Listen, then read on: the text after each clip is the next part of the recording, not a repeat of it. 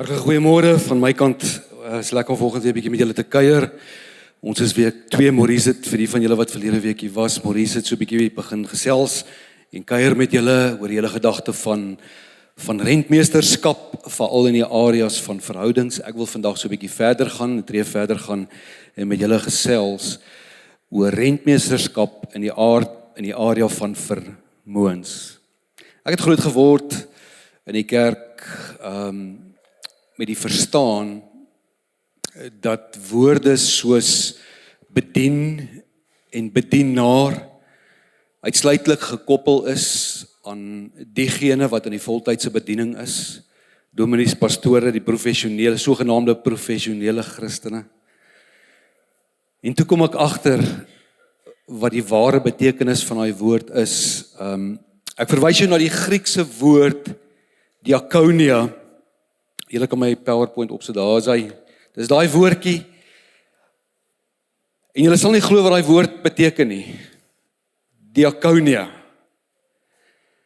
Daai woord beteken om te bedien. Om te bedien. Servant. Dis daai woord in die Nuwe Testament op 'n hele paar plekke kry, onder andere Markus 10 vers 45 waar dit sê Jesus het nie gekom om gedien te word nie, maar om te dien. In Handelinge 6 sien ons hoe 7 manne aangestel is om die proses te oorsien waar kos uitgedeel word aan weduwees byvoorbeeld. Ons sien in Handelinge 11 waar sekere mense verantwoordelikheid gegee is om byvoorbeeld hulpbronne in te vorder en ook te versprei aan die wat dit nodig het in tye van hongersnood. En in al daai kontekste word hierdie woord gebruik om te dien, to be a servant. So jy sal saam met my stem, en dit is hoekom ek die vraag vandag vra, waarom is hierdie woord vir ons belangrik? Elke een van ons is in die voltydse bediening.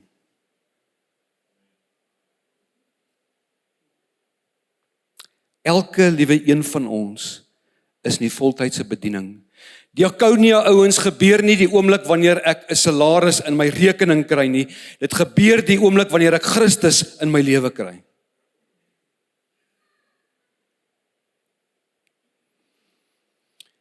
So wat beteken dit vir jou?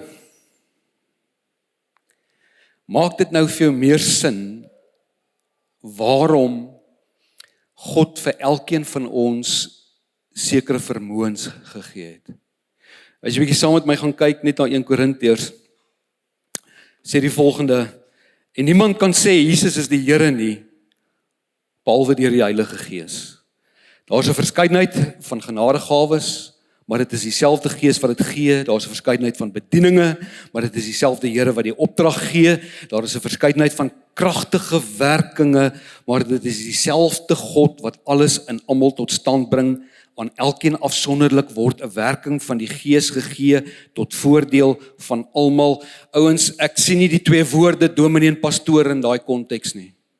Al wat ek sien is die 2 woorde almal en elkeen. Almal en elkeen. En wat Paulus probeer sê hier vir die kerk, by the way, hy praat met die kerk. Wat hy hier probeer sê is, as jy in jou hart glo en met jou mond bely dat hy die Here is, sal die Heilige Gees deur sy werking die redding veroorsaak. Dis die grootste waarborg dat die Heilige Gees met jou is, maar ook saam met dit dat jy aan die ontvangkant staan van genadegawes, bedieninge en kragtige werkings. En as jy nou op 'n plek in jou lewe gekom het waar jy al vir jou kinders of vir jou baas gesê het, ek is nie Superman nie, ek is nie Superwoman nie, wag 'n bietjie, maar jy is. Jy is dit. Want nie een van hierdie goed is mensgemaak nie. Dis bonatuurlik. Dit roep ons net na 'n plek waar ons die vraag dan vra. En ek wil so 'n bietjie met daai so 'n bietjie kom stil staan by daai woorde wat ek onderstreep het, wat sê aan elkeen individueel is daar gegee. tot voordeel van almal. So, daar is baie goed wat die Here tot ons lewe toelaat, dit wat hy vir ons gee, elke liewe dag. Partykeer mis ons van die goed, maar elke dag is daar 'n stuk vars genade wat na jou lewe toe kom, en na my lewe toe kom. Daar is hierdie oop hand en oop hart as dit by God kom. Hy bly ons seën, hy bly ons bevoordeel, hy bly goed gee en toelaat na ons lewens toe.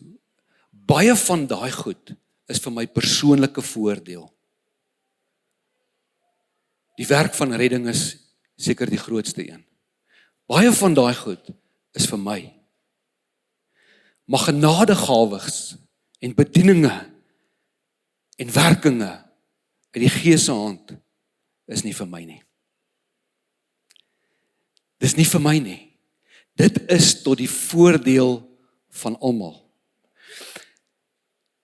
En ek kan nie help om myself die vraag dan te vra, maar as ek hierdie gratis en verniet ontvang het, en dis nie vir my nie, dan gaan ek 10 teen 1 op 'n dag gevra word om rekenskap te gee van wat ek daarmee gedoen het. Is dit nie waar nie? Is dit nie die logiese afleiding van daai stelling wat ek nou maak nie? Dis nie net iets wat ek vir myself toeëien nie, maar hier is, saam met hierdie geskenke, is daar ook hierdie verantwoordelikheid om toe te laat dat dit dan voordeel bring vir iemand anders as net myself. So ek wil vanoggend met jou so 'n bietjie praat oor rentmeesterskap in die area van vermoëns.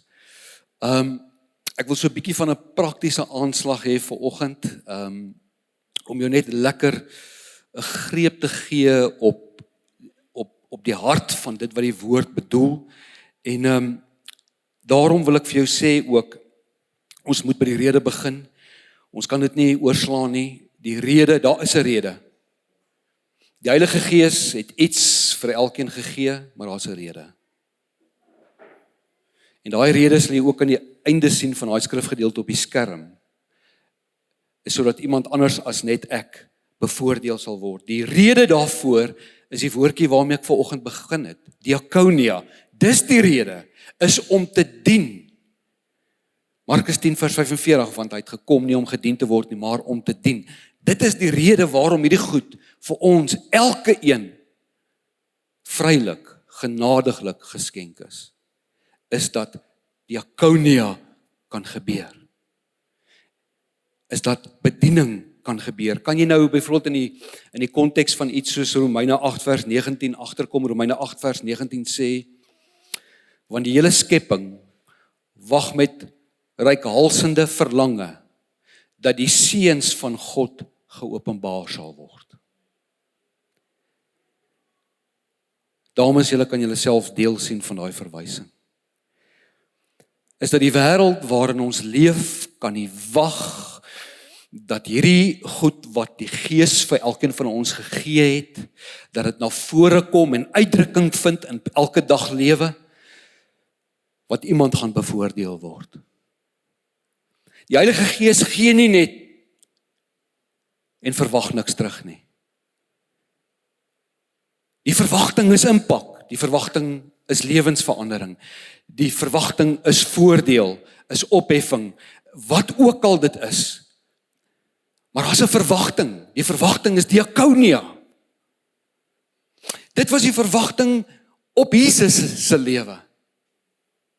Dit is die verwagting op my en jou lewe wat onsself deur die geloof in hom natuurlik vind. Kyk bietjie saam met my.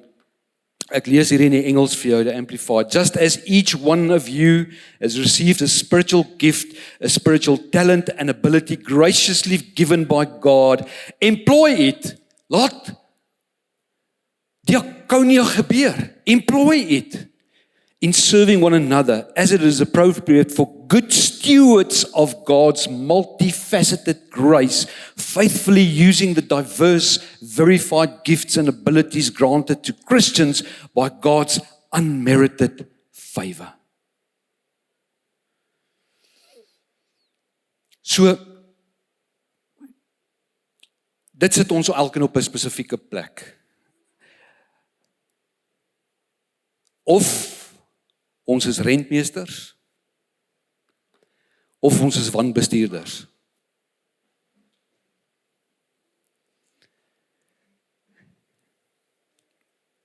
Ek sien nie veel van 'n gedeelte tussenin nie.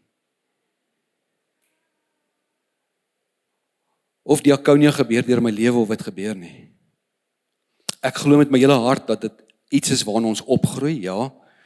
En na mate ons geestelike volwassenheid bereik, en ons het vanoggend die liedjie gesing, dat hy die een is wat verlos. Dis nie net in terme van redding nie, maar ek glo ook dat God ons verlos van onsself. Amen.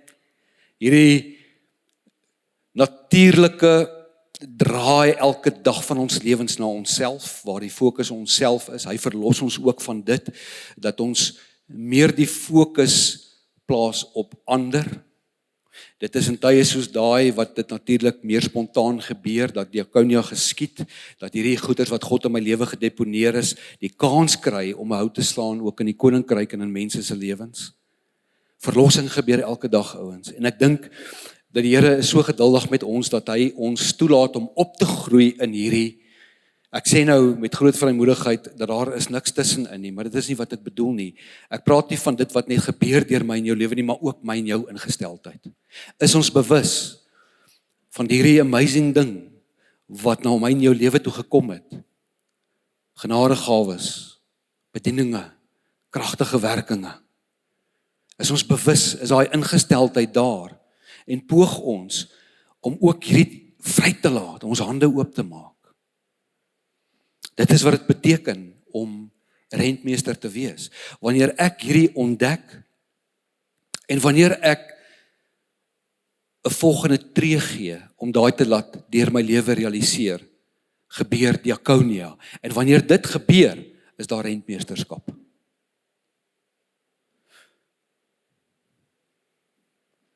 Dit is amazing dat ons so maklik na die ou langs ons kyk, en dit is net iets wat daar buite gebeur, maar dit gebeur ook in die kerk, veral in die kerk. Want dit is ook hier waar baie van daai gawes en vermoëns die geleentheid kry om sy hout te slaan. Ons stap hier in en ons voel bietjie meer vrymoedig, maar wat ook in die kerk gebeur is dat ons onsself vergelyk met ander ouens wie ons sien. Maar daai is 'n medegelowige, en ek sien daai ou profeteer, en ek sien hierdie ou doen dit, en ek sien daai ou doen dit, en nou voel ek maar ek het dit nie. Maar hier's die ironie van die saak. Elkeen van ons het iets gekry, maar ons het nie dieselfde gekry nie. Waarom vergelyk ons onsself met ander? Dit kan nie 'n rede wees vir die feit dat ek voel ek is so 'n bietjie van 'n wanbestuurder nie. Ons het nie dieselfde gekry nie, maar elkeen van ons het iets gekry. Daar is iets in jou lewe wat God gegewe is, wat nie van hierdie planeet afkom nie. Dit maak jou uniek en spesiaal, en wanneer jy jou hand oopmaak, gebeur daar nog iets meer spesiaal. Is dit nie die grootste argument as dit kom by iets soos roeping nie? Imagine die Here het vir ons elkeen almal dieselfde gegee, cookie cutter. Voel jy geroep? Maar die feit dat jy so iets unieks het, daar is nie in die 40 biljoen mense op hierdie planeet iemand soos jy nie. Does that not reinforce calling? Die feit dat jy een is, dit versterk die hele gedagte van roeping. Dat God 'n plan het met jou, nie met almal nie, met jou. So wat is die goed wat maak dat ek my lewe leef as 'n wanbestuurder? Ek dink een van die eerste goeders op 'n baie praktiese noot is die hele ding van ek het nie geweet ek het iets nie. Loof die Here, jy het vanoggend se diens bygewoon, maar nou weet jy. Jy het nie meer verskoning nie. Nou weet jy. Baie keer dan argumenteer ons, ag weet jy, ek is maar 'n jack of all trades. Ek is nie sterk in iets spesifieks nie. Jy weet, ek weet nie noodwendig wat my gawes is nie. Ek en jy gaan moeilik uit hierdie ene uitkom. Een van die grootste skrifgedeeltes, waarhede, as dit kom by die area van roeping, is natuurlik Galasiërs 6 vers 4. Hy sê, you make a careful exploration. Met ander woorde in Afrikaans, doen moeite. You make a careful exploration of who you are and the work that you have been given, and then sink yourself into that. Don't be impressed with yourself. Don't compare yourself with others. Each of you must take responsibility, laat diakonia gebeur, for doing the creative best you can with your own life. Dis kom ek sê, ons gaan nie uit hierdie ene uitkom nie.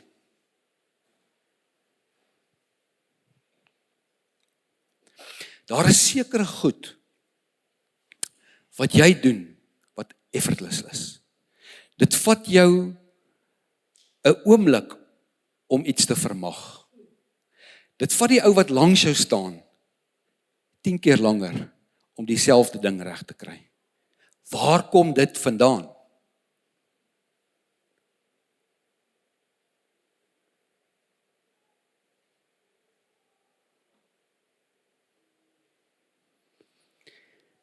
Every one of us has to do the creative best that we can with our own life. Doen moeite. En daarom wil ek vandag baie prakties wees in hoe ek hierdie gedeelte interpreteer. Ons weet die Here roep nie in hierdie hoorbare stem ons. Ek roep jou uit, gaan doen, jy weet. Ek is seker dat hy ook nie so gewerk het noodwendig met baie van die mense en die karakters en die stories wat ons sien in selfs die Ou Testament. Jesaja is 'n goeie voorbeeld. Waar ons elkeen die Here een oggend hoor, soos 'n trompet uitroep, en in 'n oomblik, en ek dink hy kan, maar my persoonlike ervaring is dat met meeste mense in die woord, hy nie noodwendig so gewerk het nie. Moses se missie is deur brandende bos geopenbaar.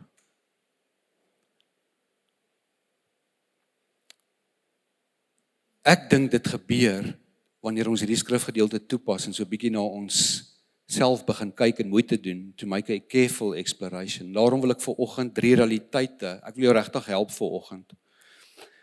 Want ek weet hier's mense wat hier sit en vra, maar ek weet nie waarvoor ek geroep is nie. Ek weet nie wat my talente, my gawes en my goed is nie. Dan wil ek baie prakties raak vanoggend en ek wil vir jou verwys. Jy kan 'n fotootjie neem van daai. Dit het my regtig baie gehelp in my lewe al om met groot vrymoedigheid 'n tree te gee en nie meer te huiwer en te wonder en te sukkel nie. Ons het te doen met 3 realiteite, elkeen van ons. Ek wil begin by en ek gebruik die Engelse woorde, dat ou onthou dit maar net so 'n bietjie beter. Eternal reality. Praat van, wat sê God oor jou lewe? Ouens, partykeer probeer ons so geestelik wees. Dis eintlik baie maklik. Hierdie is veronderstel om vir die boemelaar op die straathoek ook te werk. Dis nie net vir geleerde mense wat intellektueel op 'n vlak is wat hulle hierdie goed, want dan maak ons dit wetenskaplik. Dis eintlik baie eenvoudig. God het iets te sê oor jou lewe. Het jy al gewonder? Van al die 1000 preke wat jy al gehoor het, is daar 1 of 2 wat jy nog steeds onthou, wat jy nooit vergeet nie. Van al die skrifgedeeltes in die Bybel, is daar 'n handjie vol wat jou altyd bybly. Dis nie asof jy daar gesit het en dit 10 keer gememoriseer het en nou onthou jy dit vir die res van jou lewe nie. Daar's 'n rede dat God se woord sekere gedeeltes ook met jou lewe praat. Jy kan nie die res onthou nie, maar jy onthou daai. Is daar sekere geestelike boeke van 20 jaar terug wat jy al gelees het, wat jou vandag nog inspireer en jy kom net nie weg van daai af nie? Is daar mense wat 'n profetiese woord met jou gedeel het? Al hierdie is praktiese maniere van wat sê God oor jou lewe. Daar's sekere goed wat in jou gees en jou hart bly, maak nie saak hoe jy dit probeer uitblok nie, dit bly daar vir 'n rede. Begin by dit. Maak moeite met wat sê God oor jou lewe individueel. Dan kry ons ook die interne realiteit, die internal reality. Met ander woorde, om moeite te doen met wie ek is, wie God my gemaak het om te wees. Jy het sekere sterkpunte. Jy het 'n sekere persoonlikheidstipe. Daar is sekere goed, soos ek nou nog gesê het, wat jy so maklik kan laat gebeur, wat jy vermag, wat ander moet 10 keer meer moeite doen. Dis vir 'n rede daar.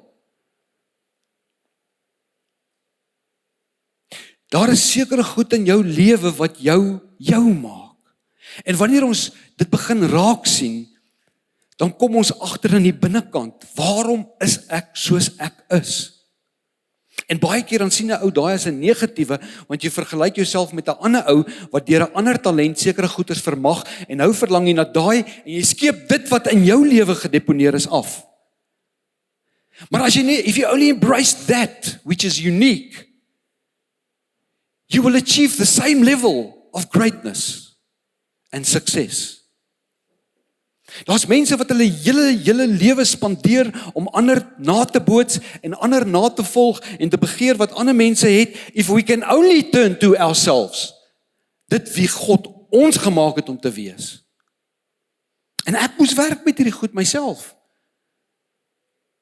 Ek het vir 8 jaar saam met die globale visionêre leier van Doxodeo, John Simons, gewerk elke liewe dag van my lewe. En ek het probeer preek soos hy preek, ek het probeer wees soos hy is, ek het probeer dinge doen soos hy dit doen, ek het probeer dink soos hy dink. En ek het op 'n stadium agtergekom, daar's al reeds 'n John Simons, God het nie nog een nodig nie, dan sou hy 2 gemaak het. Hy het my nodig. Daar's iets wat net ek kan bring. Eerlikheid, goeie rentmeesterskap sê, let's bring it. Kom ons bring dit. Elke een van julle wat hier is, wanneer jy jouself is en lewe in terme van hoe die Here jou intern gemaak het. If we can only celebrate that. Moenie jouself, don't compare yourselves to others, but do the creative best with your own life. That which you have been called. Die derde realiteit is die eksterne realiteit en dit is wat ander mense in jou sien. Het ons partykeer daai tipe van gesprekke met mense. Behalwe, jy weet, eers is 'n lekker dag, weer is amazing, span het gewen. Het ons partykeer intentionele gesprekke met die wat naaste aan ons lewens is, om uit te vind, wat sien hulle in ons? Want ek kan my hele lewe leef, sonder om regtig te hoor. En God sit hierdie mense om ons in ons lewens, om ons ook te herinner aan dit wat hy binne in ons gedoen het. Wat sê die Bybel? 'n boom sal geken word aan sy. Ander mense sien ons vrug raak. Ek dink ek is hierdie ou, maar vir julle is ek dalk iemand heeltemal anders. Dis hoekom dit so belangrik is, ons gebruik die Engelse woorde, jy weet, affirmation of people. Ons doen dit ook gereeld op die span, waar ons geleenthede skep, waar ons mekaar affirm, en vir mekaar sê, wat is dit wat ek in jou lewe sien? Wat is die vrug? Hoe lyk die vrug in jou lewe? En vir baie mense is dit 'n bevestiging, vir baie is dit 'n wow oomblik, ek het nooit besef dis wie ek is nie. En wanneer ons dit hoor, dan roep dit daai na vore en ek voel meer vrymoedig om in te stap. Jy weet, dit is so amazing, ons is hier in die skoolkonteks. Ons sien die krag van wanneer onderwysers byvoorbeeld begin met 'n kind werk en die kind is hier, maar hulle praat daar met die kind. In terme van aktiwiteit sien ons nie altyd daai goed in 'n kind se lewe nie, maar in terme van identiteit begin hulle goed optel en dit is waar hulle met die kind praat en dit is amazing om te sien hoe maklik 'n kind opgroei na dit. Die teenoorgestelde is natuurlik altyd waar. Dis wanneer 'n kind hier is en ons praat daar met 'n kind, nê, dan sien ons hoe hulle afsak ook.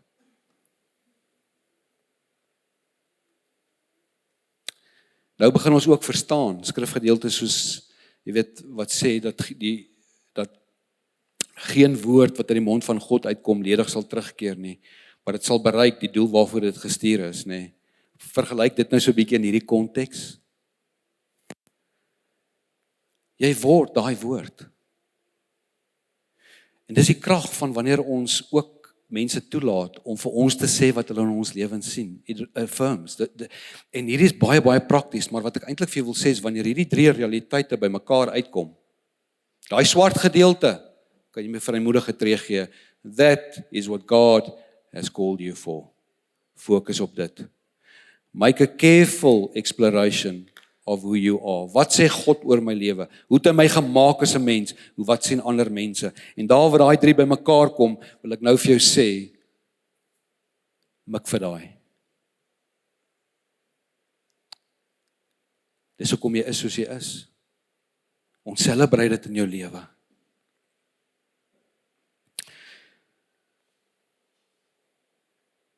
So behalwe die feit dat sommiges dink, maar ek het niks, behalwe vir die feit dat party wonder, wat is dit wat ek gekry het, is natuurlik ook 'n derde ding wat ons terughou, wat maak dat ons wanbestuurders is, en nie goeie rentmeesters is nie, en dit is natuurlik die hele ding van, maar ek is mos betrokke hier by die kerk. Ek dien mos nou hier. Ek wil vir jou sê, dit is 'n amazing platform. Dit is nodig, dat ons hier in hierdie konteks ook onsself uitleef en dien en bring wat in ons hand is. Ek dink dit stig die gemeente verskriklik baie. Diakonie gebeur ook hier op daai manier. Maar roeping strek verder as dit ook. Hoor gou wat ek vandag vir jou sê. Ek kan elke diens in hierdie kerk dien en nog steeds my roeping mis. Hier is 'n veilige spasie waar ons vrymoedigheid aanleer om raak te sien dit wat die Here in ons lewens gedeponeer het en ook die vrug kan sien van dit wat in ons lewens gedeponeer het. Wanneer ek gehoorsaamheid die tree gee en hier in 'n veilige spasie ook iets daarvan kom laat gebeur. Dit gee my vrymoedigheid om 'n tree buite toe ook te gee en dit te kan doen. Maar dit op sigself, there's more to your life. Ons het dit nodig, verseker, maar ek wil jou ook inspireer en aanmoedig om 'n tree verder te gee en nie net daar te stop nie.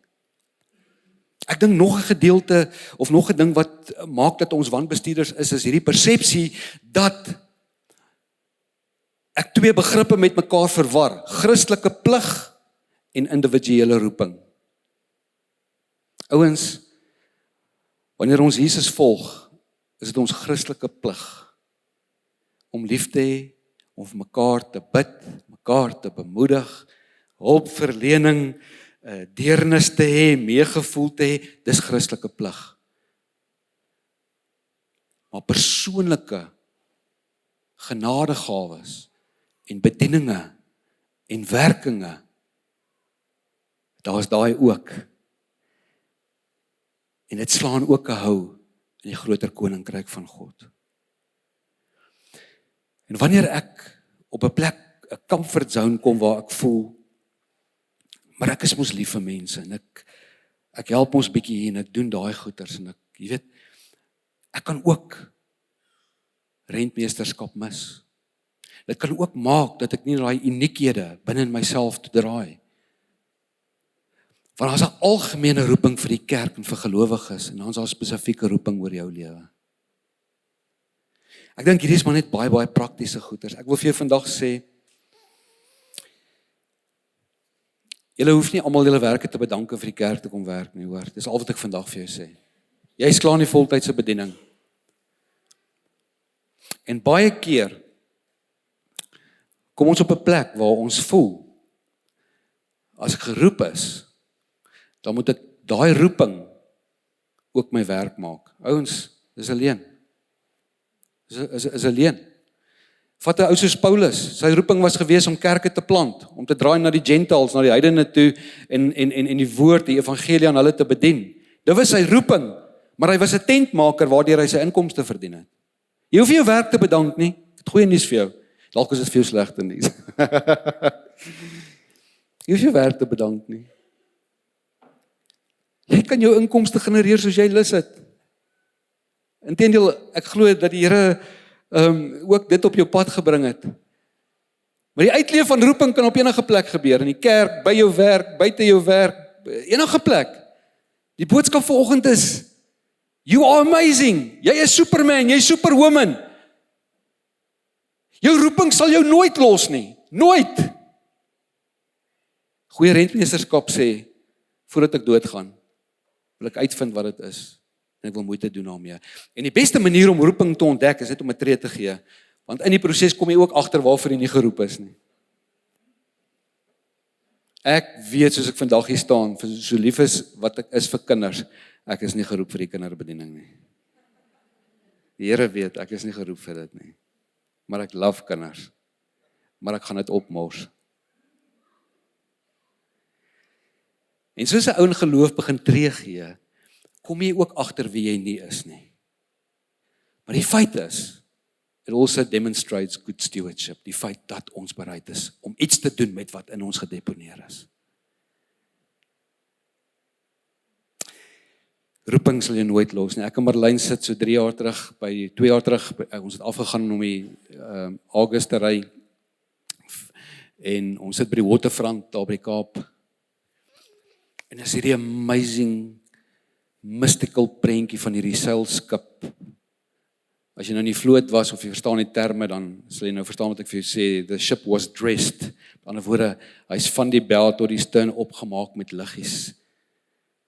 Pragtige seilskip. Maak nie saak hoe mooi daai prentjie is nie. Daai seilskip is veilig in die hawe, maar dis nie waarvoor hy gebou is nie.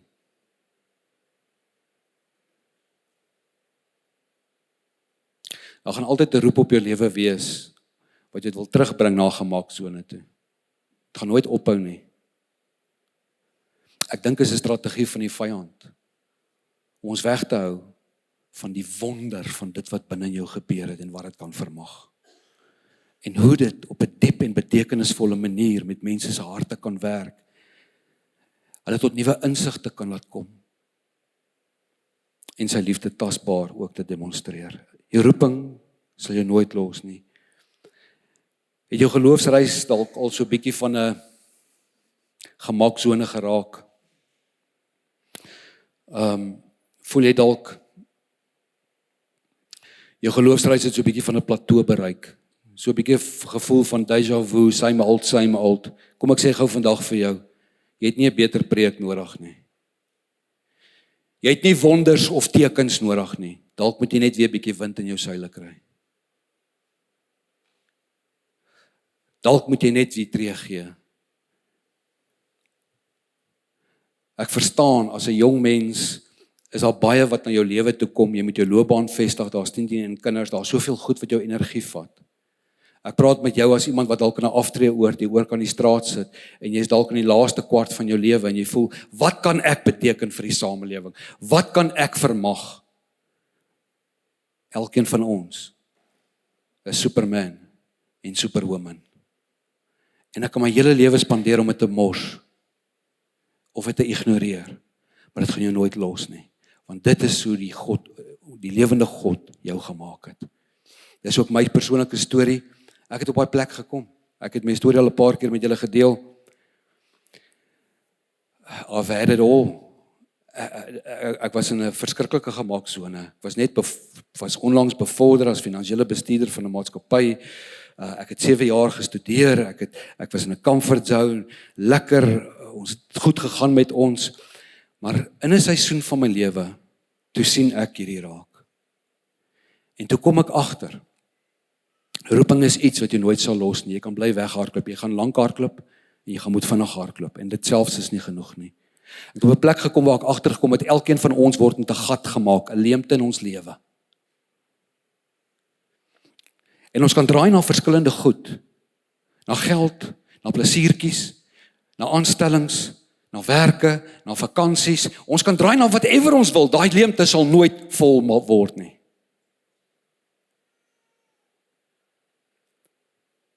Dit sal nooit vol word nie. En ek het daai agtergekom in my lewe. Ek is moeg vir the same old. Hoe meer ek kry, hoe meer gaan ek spandeer. Hoe meer gaan ek tydelik bevoordeel word en ek gaan lekker voel. Dit is soos 'n selfoon wat jy koop. Jy weet, as jy 'n nuwe selfoon het, oumaties, like dat jy sit daai ding nie op die edge van 'n tafel neer nie. Hy's vir so waardevol, sit hom so in die middel van die tafel neer. As jy 'n nuwe kar koop, jy was hom elke liewe dag van jou lewe. 3 maande later was jy hom nooit meer nie. Al daai goed is tydelik van aard en ek het op daai plek in my lewe gekom waar ek agtergekom het, if there's no purpose and meaning in this, I don't want to do it anymore. As ek dan net 70 jaar gaan leef, laat dit goeie, betekenisvolle, impakvolle jare wees. Ek het net daai venster van geleentheid. En dit wat ek saam met my kan vat, is dat ek gevaar het op die oop see. Was daar storms? Ja. Was daar golwe? Ja. Maar dit is waarvoor ek gebou is. En dit bring my ook by die motivering kant, ouens. Ek wil nie 'n goeie rentmeester wees. Omdat ek weet ek gaan eendag moet rekenskap gee. Nee. Ek wil 'n goeie rentmeester wees, want ek weet in dit, wanneer diakonia gebeur, in dit, wanneer ek dien, wanneer ek ander mense se lewens bevoordeel, in dit, beleef ek die grootste voordeel, want ek verheerlik my Vader. Ek verheerlik my Vader. Jeremias, en ek wil daarmee afsluit, het die volgende gesê. Hy sê, the glory of God is man fully alive. Ouens, daar's te veel van ons wat net oorleef. Daar's net te veel van ons wat poog om net te oorleef. Ons het een lewe. Jy's 41 biljoen. Daar's iets in jou wat amazing is. Let's live it. The glory of God. Hierdie is ons jaarthema. The glory, His glory, our story. Dit gebeur wanneer ek draai na my betekenis en roeping, dit waarvoor ek gebou is. Ek wil vandag jou los vir 'n paar minute met hierdie een skrifgedeelte, heerlikheid. En ek wil maar net vir jou so 'n paar minute gee waar jy maar net sit en met daai skrifgedeelte werk. En dalk agterkom, wat sê die Here vandag vir jou? Maar luister gou-gou, 1 Korintiërs. There is no end to what has happened in you. It is beyond speech and beyond knowledge. The evidence of Christ has been clearly verified in your life. Just think, you don't need a thing, you've got it all. All God's gifts are right in front of you as you wait expectantly for our Master Jesus to arrive on the scene for the great finale. God, who got you started in the spiritual adventure, shares with us the life of His Son and our Master Jesus. He will never give up on you, never forget you. En ek wil daai net vir 'n oomblik op die bord los en vra die Here, Here, wat sê U vandag vir my?